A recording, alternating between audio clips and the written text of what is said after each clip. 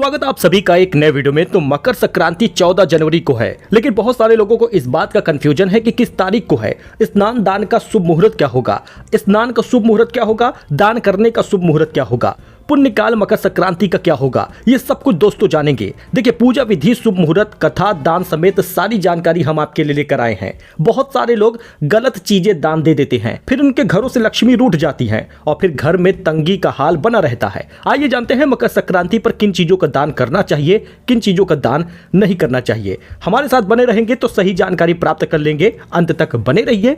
चलिए शुरू करते हैं। देखिए, बहुत सारे लोगों को तो इसी बात का कंफ्यूजन है कि हम 14 तारीख को या 15 तारीख को, किस तारीख को मकर संक्रांति मनाएं। तो 14 जनवरी को ही मनाया जाएगा। सूर्य देवता मकर राशि में 14 तारीख को जाएंगे। ऐसे में सूर्य देव, चंद्र देव, भगवान विष्णु की पूजा भी इस दिन होती है। मकर संक्रांति बेहद ही खास त्योहार है हिंदू पर्व के लिए। वहीं पर मकर संक्रांति हिंदुओं के लिए तो प्रमुख त्योहार है ही, जो सामान्यतः 14 जनवरी को आता है और इस बार 14 जनवरी को रहेगा। सूर्य उत्तरायण हो रहे हैं, इसलिए इसे उत्तरायण संक्रांति भी कहते हैं। देखिए, मकर संक्रांति 14 जनवरी को मनाई जा रही है और सूर्य देवता सुबह 9:03 पर मकर राशि में प्रवेश करेंगे। यानी कि आप 9 बजे के बाद अगर स्नान और दान कर रहे हैं तो बेहतर होगा। आप जल्दबाजी में सुबह स्नान करने की कोशिश ना करें, ये जान लीजिएगा। जब सूर्य देवता मकर राशि में गोचर कर जाए, मकर राशि में प्रवेश कर जाए, तभी आप स्नान करिएगा। 14 जनवरी को 9:03 के बाद मकर संक्रांति का जो पुण्य काल है वो 9:03 से शाम 5:45 बजे तक रहेगा।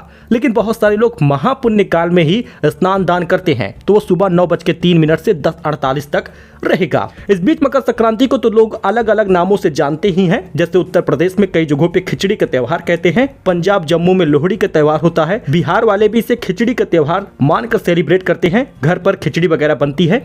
और दक्षिण भारत में इसको पोंगल कहते हैं। मतलब कि नाम अलग अलग है लेकिन काम एक ही है। भगवान सूर्य देवता की पूजा होती है, खिचड़ी, तिल के लड्डू वगैरह बनते हैं। तो पूजा विधि जान लीजिए कैसे करनी है। इस दिन सुबह जल्दी उठिएगा, घर की साफ सफाई कर लीजिएगा। इसके बाद आसपास किसी पवित्र नदी में हो सके तो स्नान कर ले, नहीं है तो घर में गंगा जल मिलाकर स्नान करें 9 बजे के बाद। यदि व्रत रखना चाहते हैं तो इस दिन सुबह ही व्रत का संकल्प ले लीजिएगा। पीले वस्त्र इस दिन जरूर पहनिएगा, काले कपड़े से परहेज करिएगा। सूर्य देवता को नहाने के बाद अर्घ जरूर दीजिएगा। सूर्य चालीसा हो सके तो पढ़ लीजिएगा। अंत में ओम सूर्याय नमः का जाप करिए। नहाने के तुरंत बाद गरीबों को दान दीजिएगा। मकर संक्रांति पर इन चीजों का दान आप कर सकते हैं। देखिए, इंपॉर्टेंट है इसलिए बता रहे हैं, ध्यान से इसको समझिएगा। क्या दान नहीं करना ये भी बताएंगे। मकर संक्रांति के दिन तिल, खिचड़ी, काली उड़द की दाल, चावल, गुड़, गर्म कपड़े, कंबल, घी, ये चीजें होती हैं जो दान की जाती हैं। तो इन चीजों को दान करिएगा। हो सके तो थोड़ा थोड़ा सब एक साथ मिलाकर दान करिएगा।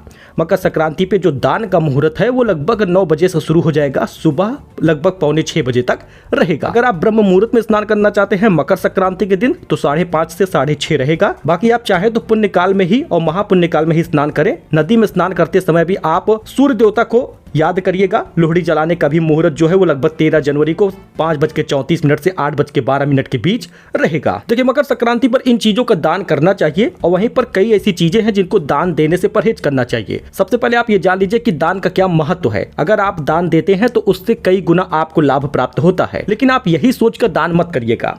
तिल गुड़ का दान इस दिन करना शुभ होता है। तिल गुड़ का दान करने से कुंडली में सूर्य और शनि दोनों जो हैं वो खुश हो जाते हैं और आपको उससे निवारण मिलता है। अनाज और खिचड़ी का दान करिएगा, जैसे साफ चावल हो, दाल हो, गेहूं हो, काली उड़द की दाल है तो और बेहतर है।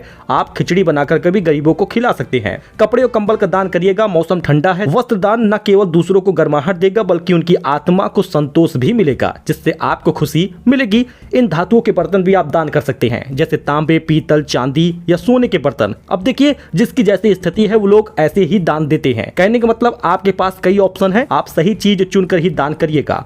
बहुत सारे लोग इस दिन गौदान भी करते हैं, यानी गाय का दान। हिंदू धर्म में गाय का दान सर्वोच्च पुण्य कर्म माना गया है। और हो सके तो आप गाय का दान नहीं कर पा रहे हैं तो किसी गौशाला में जाकर चारा वगैरह, भोजन वगैरह गाय को जरूर खिलाएं। इस दिन गुड़ जरूर खिलाइएगा गाय को।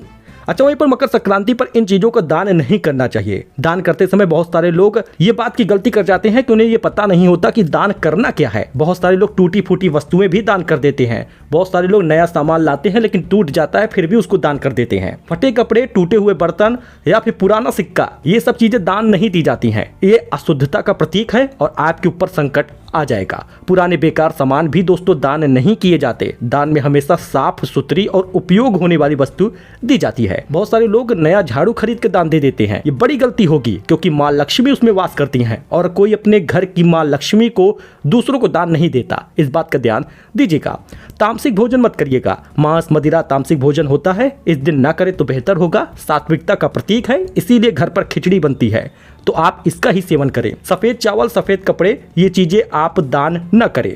ये चंद्रमा से जुड़ी चीजें हैं जो सूर्य की ऊर्जा से मेल नहीं खाती। काले वस्त्र न पहनिएगा, न काले वस्त्र दान करिएगा। लोहे की वस्तुएं भी दान मत करिएगा। बस इतना ही करना होता है। तो मकर संक्रांति पर जो मैंने आपको बताया है, ये आप जरूर करें और इसी प्रकार से त्योहार मनाया जाता है। और सबसे बड़ी बात दोस्तों, मकर संक्रांति पर किसी का दिल न दुखाए। बस इतना ही करना है। मिलते हैं नए अपडेट में नई जानकारी के साथ। फिलहाल के लिए इतना ही। धन्यवाद।